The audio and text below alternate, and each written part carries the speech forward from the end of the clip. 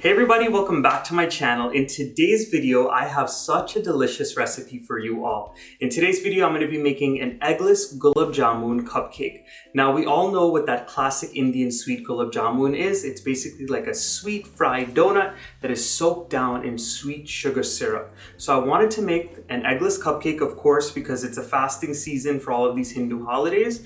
And I wanted to incorporate all of those spices and then of course in the end soak it down with a little bit of syrup to give it that extra sweetness and that moistness. Let me tell you all something. I came up with such a soft, delicious, spongy cake, and then of course all of the flavors that a classic Gulab Jamun would have.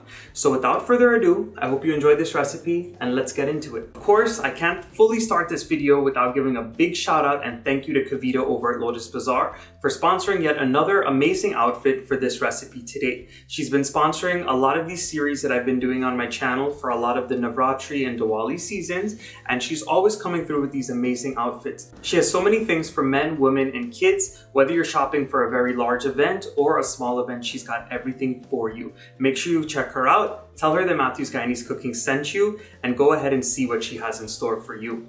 I'll have her contact information right here on the screen, and of course everything will be listed in the description box right below the video. Just click on the drop down menu, scroll down, and everything will be there for your convenience. Alright, so let's start off by mixing all of the dried ingredients. So in a small bowl, I'm going to be going in with some all-purpose flour. And as I mentioned before, the full list of ingredients is going to be listed in the description box right below the video. All you have to do is click below the video and a drop-down menu will appear and everything will be there for you. I'm also going to be going in with some freshly ground cardamom. This is going to give it that really nice Gulab Jamun taste with the spice that the cardamom has. And I'm also going to be going in with some freshly grated nutmeg. The nutmeg is optional, but I really like the taste that it added to this dish. And in order to make the cake nice and fluffy, we're going to be going in with some baking powder as well as some baking soda. The baking powder is going to give the fluffiness, and the baking soda is actually going to make the cake fluffy as well, but it's going to add a little bit of tenderness and softness to the cake as well. And just like with any dessert that we make, we always have to go in with a little pinch of salt just to make sure we balance out all of the sweetness that's going into this dish. I'm also going to be going in with a little bit of custard powder. This is going to be adding a little bit of flavor and some softness as well. And I'm also going to be going in with some milk powder. This right here is going to add another layer of richness to the dish. And what I'm going to do now is mix together all of my dried ingredients until everything is well combined, and I'm going to set this aside.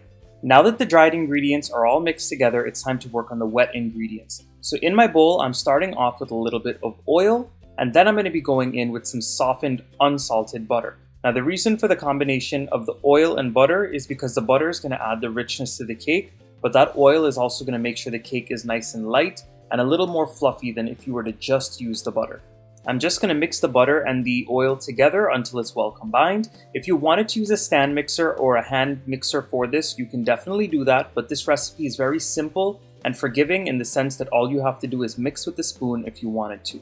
So the next step is to add in our sweetened condensed milk. Now this recipe calls for 1 can of condensed milk, and this is a very easy recipe again because we're not having to add in any sugar or other kind of wet ingredients. It all comes from the condensed milk here. I'm just going to go ahead and mix the condensed milk very well with all of the butter and the oil, and at this point if you wanted to add in any vanilla or almond essence, you definitely could do so. I wanted to remind you that if you're making this during fasting season, you do not want to use the vanilla or almond extract because those contain alcohol. Once all of those wet ingredients are mixed together very well, it's time to start streaming in your dried ingredients. I like to do this in 2 batches. It just makes it easier to mix and it ensures that there's no lumps mixed into the dough.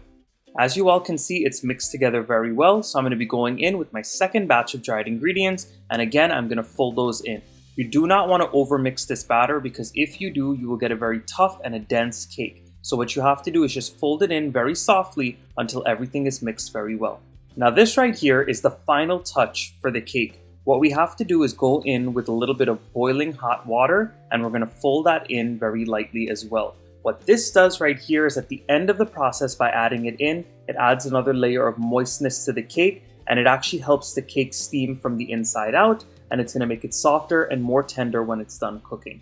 So go ahead and mix this together very softly, and then I'll show you the next step. So over here I have my muffin tins that I've greased up with a little bit of cooking spray. Now what I'm doing at the bottom is I'm going in with a very small sprinkle of desiccated coconut or grated coconut.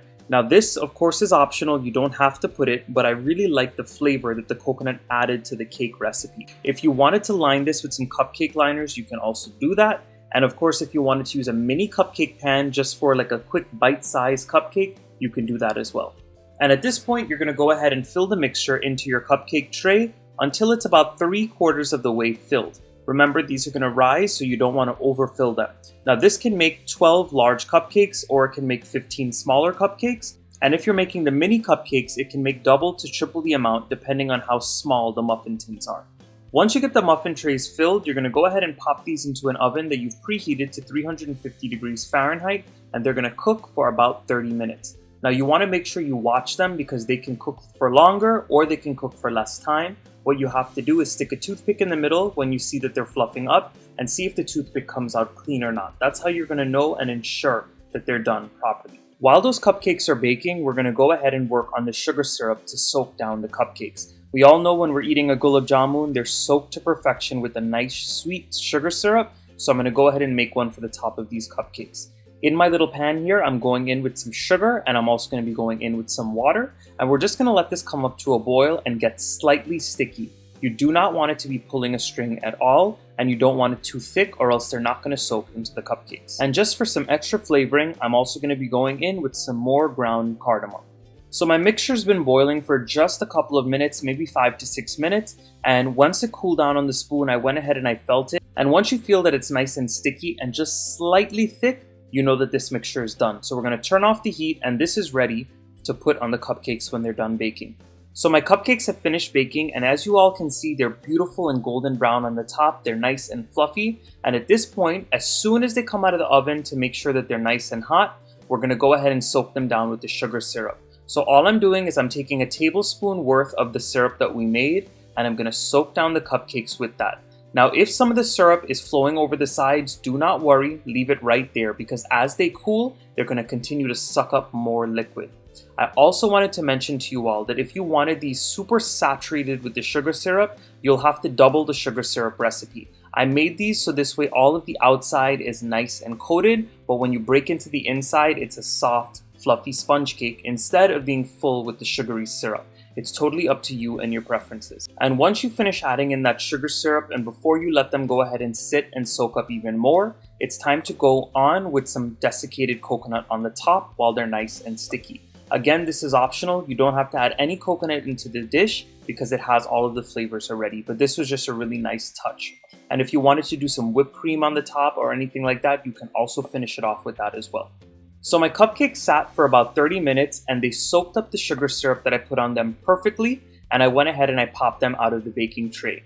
At this point, I'm going to slice one open and show you just how amazing these cupcakes look on the inside. As you all can see, these cupcakes are super soft and fluffy. You can see that the bottom and all of the outside is coated with that beautiful sugar syrup, and on the inside, it's just a soft, beautiful, fluffy sponge cake. And of course, this is eggless, so it's the perfect dessert to make for this fasting season, to finish off Navratri, and to start off our Diwali celebrations. All right, everyone, I really hope you all enjoyed that quick and easy eggless dessert. This Gulab Jamun cupcake to me was absolutely amazing. Of course, you can play around with the flavorings, you can play around with the ingredients. You don't have to put the coconut if you don't want it, but trust me, that elevated it to the next level.